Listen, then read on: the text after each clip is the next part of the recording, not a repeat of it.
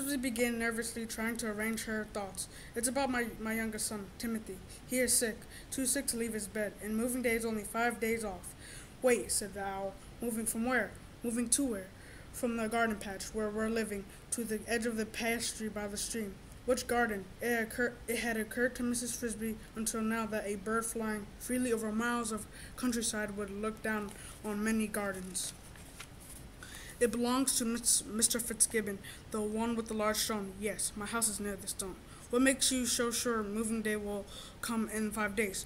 Mrs. Frisby told him about the tractor and what Mr. Fitzgibbon had said, 5 days until plowing. Of course, she added, it might turn cold again and freeze or even snow. No, said the owl, sounding quite sure it will not. The wild onions are already up in the pasture.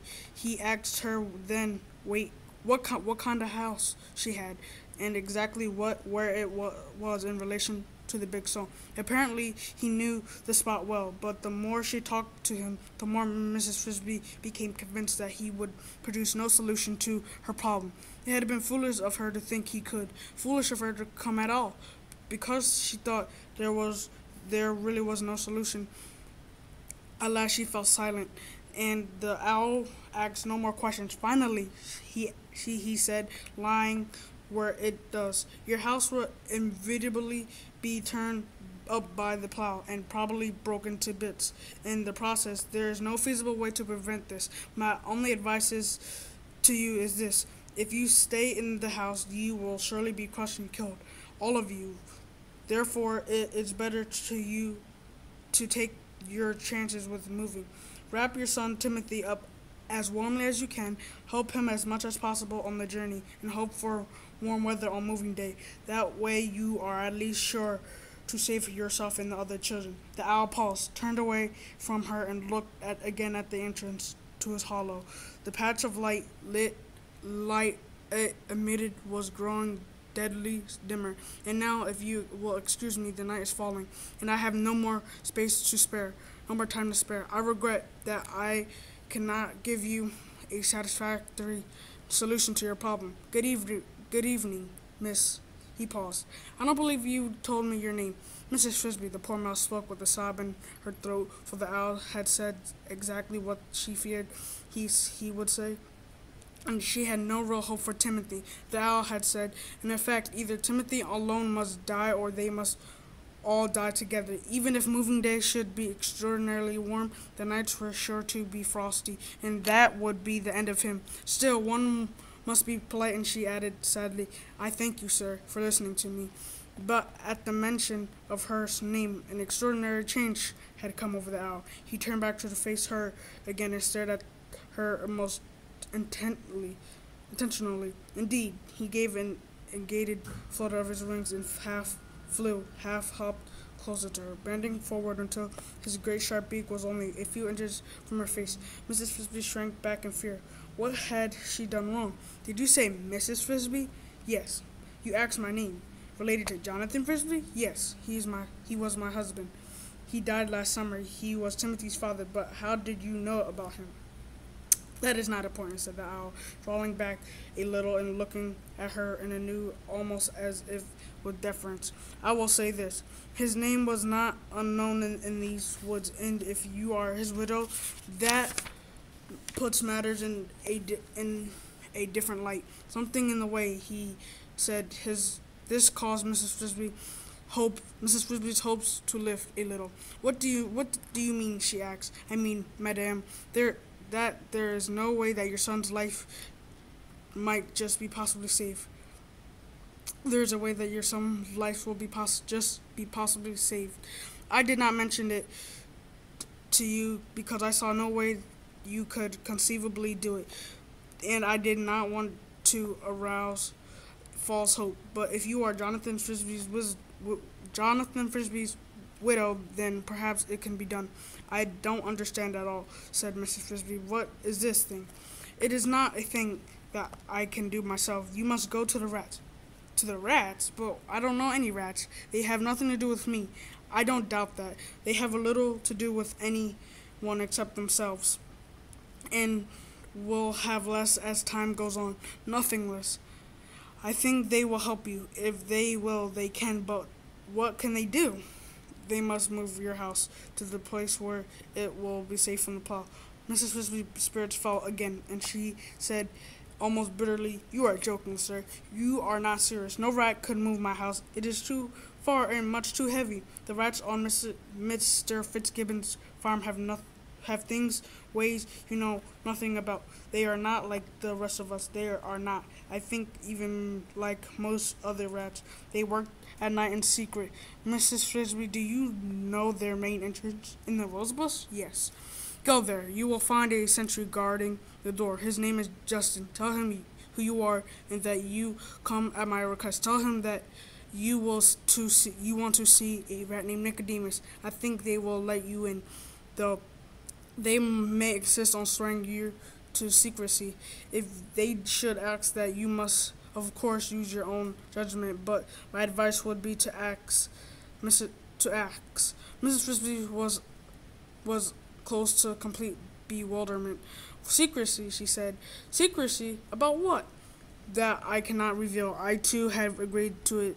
Also, there is much I do not know, though I have given advice on certain aspects of their projects. Well, that said Mrs. Frisby, I don't understand at all, but if it might save Timothy, I will try to do what you say. Tell them added that I suggest moving the house into the lee of the stone.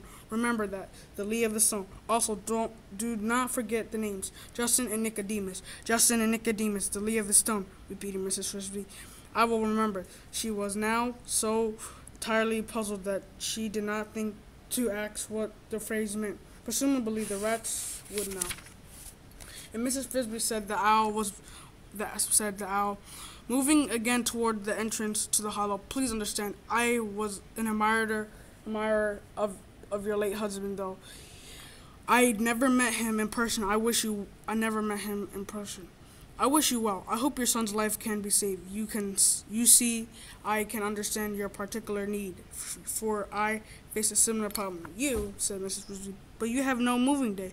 I lived in this tree in the same hollow, and the owl said for more years than anyone can remember. But now, when the wind blows hard in the winter, and the rocks the forest, I sit there in the dark from deep down in the bowl, down near the roots. I hear a new sound. It is the sound of strands of the woods creaking in the cold and snapping one by one. Limbs are falling. The tree is old and dying, yet I cannot bring myself, after so many years, to leave, to find a new home and move on into it. Perhaps to fight for it. I, too, have grown old.